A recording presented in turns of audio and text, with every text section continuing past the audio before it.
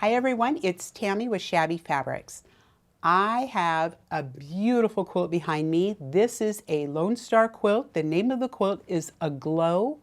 We colored this in Daisy Lane. One of our favorite moda designers is Lynn Hagemeyer with Kansas Troubles. Now you might be thinking, wait a minute, Daisy Lane, that's gone. I can't get that anymore. You are correct. This fabric has sold out. It is gone. And we cannot get any more. So if this quilt catches your eye, you need to grab a kit right now because there's a very limited number remaining. What I wanted to do today is I wanted to show you how easy it is to make one of these wedges. I know this quilt looks very intimidating. I looked at it and went, wow, how the heck do you do that? I'm going to demystify this process for you, and I'm going to show you how we are strip piecing our diamonds, how you cut your diamonds, no magic rulers needed, and then how we piece these together. And there are some tips that I'm going to give you on how to make sure your points match up and your diamond is beautiful.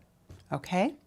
So again, like I said, this quilt is still available, Daisy Lane. Make sure you pick up the backing. Again, this fabric no longer available from Moda. We have none of this in our warehouse. It is gone. This is the only way you're going to get this fabric is to purchase the backing with Aglow. Daisy Lane, all right? In your kit, you will get a pattern. This was done by Nancy Rink, and inside we have a full color pictures on what fabrics you need, how you're cutting these out, and how you are actually putting this together, all right? So that's included with your kit is this pattern, all right? Okay, so let me clear this off. Let me pull out my stuff and let's take a look at making a strip piece panel for this wedge. This is the first part of this quilt. You're just doing some strip piecing. Very simple, very easy to do. Now you might notice my strips are offset. That is done on purpose. This is a 3-inch offset, and I can show you here. I have a 3-inch offset to my next. All the way down, they're just like stair step down, 3-inch offset. The reason for that is I'm going to cut this at a 45-degree angle, and I don't want to waste these strips, right? If I just left this straight and cut it at a 45-degree angle, I just wasted half my strip set. I don't want to do that. That's why we stair step these with a 3-inch offset. The reason it's 3 inches is because these strips are 3 inches wide. That's why you have a 3-inch offset, okay? All right, so now this is panel A. You're going to make 5 strip sets just like this. I left the first one intact because I want to show you how you cut this. How do I even get these diamonds out of a strip set? Let me show you how to do that. I'm going to use a Creative Grids 6.5 by 24.5 inch ruler. I love this ruler by Creative Grids. It has amazing lines on it that is going to show me a 45-degree angles right here. So I'm going to turn this ruler this direction. The reason it's this direction is I need this 45-degree line to line up with my seams on my strip set. Just like this. See how this lines up perfect with this? This is now my 45-degree angle. Okay, so now I know I can move this over. I'm going to slide this over as far as I can, just like this. So you can see where that cut is. All right, let's go ahead and cut this. Double check. Yep, that's right on where I want it. Hold your ruler down. I kind of tip my little finger onto the outside edge of this ruler, and that kind of helps prevent it from sliding because I really don't want this ruler going anywhere right now. So I'm going to hold it down like this and tip my finger to the side and hold that edge of the ruler. Just going to provide a little extra oomph there so that when I run a blade along this, it doesn't slide on me. All right, here we go.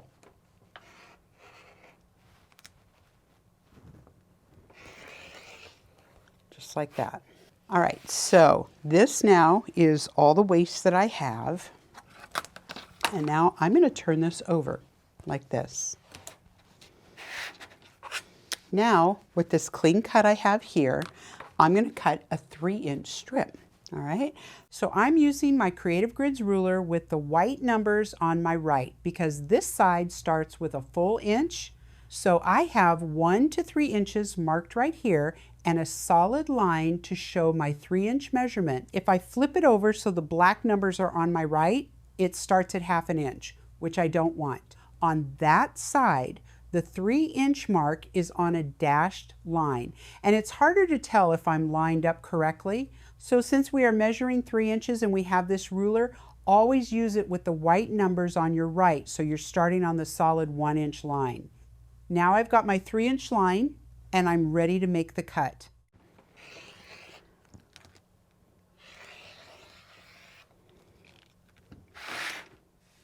Perfect. All right, let's do it one more time.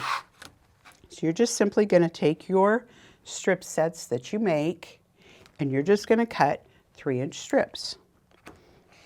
If you have a problem making a strip set, you'll notice my strip sets are short. What I did was I cut these strips in half on the fold. It's a lot easier for me, and I keep these strip sets nice and straight by only joining a 21-inch piece and working with a smaller length than doing full width of fabric. Sometimes when you're doing a full width of fabric strip and pressing, this strip set starts to shift on you, and now it's wavy, it's turning, it's like, what happened? So I'm making more strip sets, but they're more accurate. And by making them more accurate, you're gonna be ahead of the game here, all right? So that is how I cut my strips. That's why my strip set was short. That's just the way I do it. All right, I'm gonna set that aside. And I am going to take, though, my little label that says A, and we're actually going to transfer that. Okay, so now I would do this again all the way down the line for the rest of my strip sets. Let's take a look at what that looks like. This is A, this is B, and I keep my labels on them. See how they're all just slightly different? There we go. So now we can lay this out, and you're probably going, oh, that does work, look. Look, that works perfect. This is in the corner. This one is next. See how they're just slightly offset? This one, and finally this one. Perfect. That is my wedge right there. That's what I need to put together, okay? So what I did was I put this much of it together ahead of time, all right? I'm gonna save us a little bit of time by doing this ahead of time. But what I'm gonna do now is I'm gonna show you how to attach A onto this, all right? Let's look at that. Okay. So I know this strip goes on just like that, okay? I'll move that up here. Okay, so the first thing that I want to do is you need to establish where is my 1/4 inch on here. When you sew these with a perfect 1/4 inch, your life just got way easier. I recommend a seam guide. Seam guides are going to make your life so much easier, especially if you're still a little concerned about where a 1/4 inch might actually be. Set it with a seam guide, all right? So you know exactly where that 1/4 inch is, and that's exactly where you're running that edge of that fabric along that seam guide, so you know you're taking a perfect 1/4 inch. Don't try and scant this. It needs a perfect 1/4 inch, all right? Okay, so what I'm gonna do is I'm going to show you a trick that I use to get this to work right. I'm going to use a Creative Grids 2.5 by 12.5 inch ruler. This has a perfect 1/4 inch right here on this edge with this dotted line. I love that perfect 1/4 inch measurement. So I'm going to lay this down on the edge of my diamond, and I'm going to look at that 1/4 inch. You see where that intersection is? So I'm going to now take a friction pen and very lightly mark where is my 1/4 inch. The reason I'm doing this is I'm going to need to put a pin at exactly a 1/4 inch, but if you don't know where a 1/4 inch is, you're just guessing, right? I don't like to guess with this. All right, so we have our marked 1/4 inch here. Now I'm going to take my A, and remember, this goes on like this, so this is the side that I'm sewing. So I'm going to turn it over, and I'm going to mark my 1/4 inch on this side as well.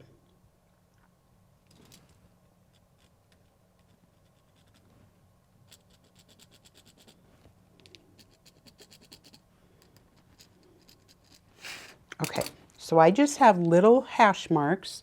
You can see them here and here, here and here, here and here, here and here. Okay, just little hash marks, anything just to help you know where to place your pins. All right, so when I put this together, I'm going to use my Clover Extra Fine Patchwork pins. These are perfect for what you're doing. So I need to find a 1/4 inch and put a pin through. So I can see, here's my hash mark, here's where my pin just went through right there. This seam needs to match this one right here, right? There's my 1/4 inch mark. Put the two together, wiggle it around. Normally when we sew like this, we have seams that nest, seams that are lining up. There's no nesting seams here. Now I'm going to take my pin out. I'm actually going to pin this just like that. Now you see how this diamond is now longer on this side? That's perfect. That's exactly what you want. You want a 1/4 inch overhang here. So I'm going to pin that so that that stays exactly there. Okay, let's do the next one. So you're just going to work these seams one at a time. 1/4 inch. There's my mark. Here's my mark here. Pop this through. Okay, again, wiggle this so that your pin is straight. I don't want my pin to be at an angle. I want it to be straight. And pin your seam allowance. Now I'm not going to pin this in between these diamonds. I'm okay sewing that. Remember, this is a bias edge though. So when I actually got my fabric out, I did use some spray starch on this. I used Mary Ellen's Best Press. You can use spray starch, whatever your favorite product is to help you with bias edges. By pinning like this, make sure I grab that 1/4 on this one. There it is. And here's a 1/4 here. Wiggle, wiggle, wiggle. And pin. Perfect. All right, now on this one, do you see how this diamond is sticking out a 1/4 inch? That's perfect. That's exactly what you want, just like that. Okay, I have this pin. I believe this is perfect. This is perfect as I can pin it. Let's go to the machine and put a perfect 1/4 inch on there. I'll see you there. All right, so you can see on my BERNINA, this very first mark is my perfect 1/4 inch on this machine. And I do have a seam guide installed right here. So that when I place this here, I know I have a perfect 1/4 inch I'm going to take. All right, so I'm going to drop my foot and my needle. I'm going to take a couple stitches. That lift. There we go. I'm going to come right on at that V. Now I'm just going to stitch this down very carefully.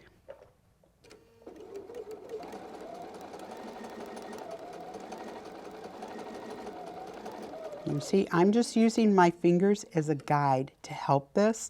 I'm not pulling on this. I'm not doing anything. I'm just kind of supporting this fabric as I go because I know this is a bias edge and I do not want to pull on this.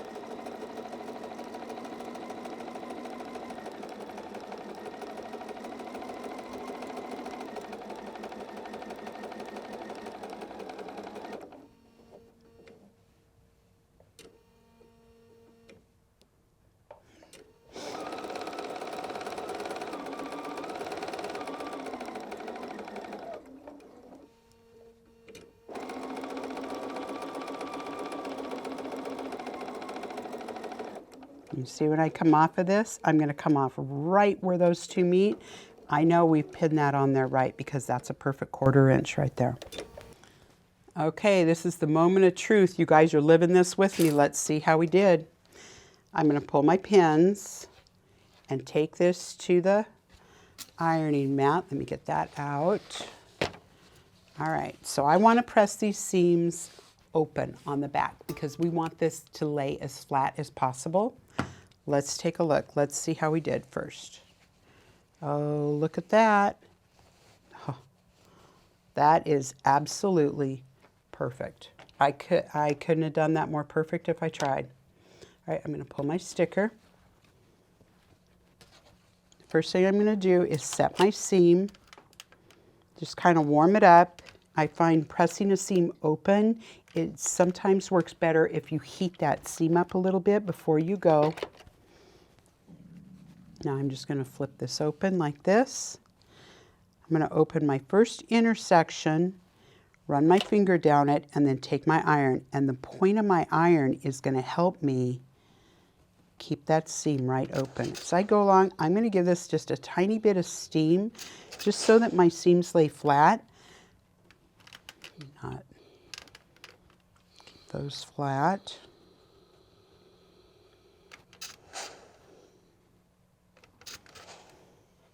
So I'm just pushing straight down with the iron when I hit that steam because I'm trying to set that seam right there.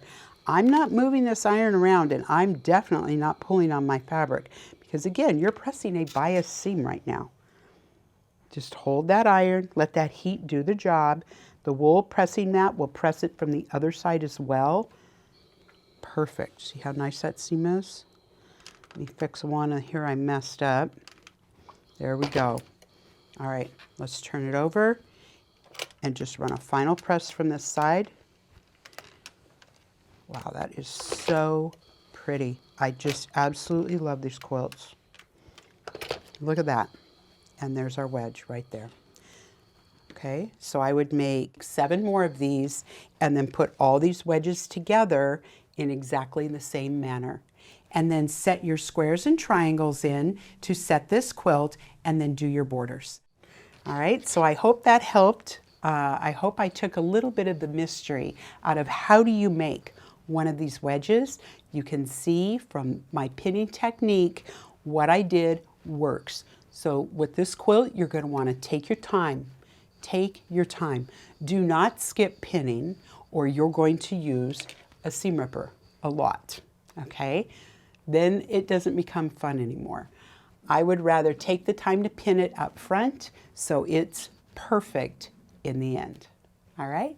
So thank you so much for joining me. I appreciate your time. I hope you've picked up a few tips on how to make a 45-degree Lone Star quilt.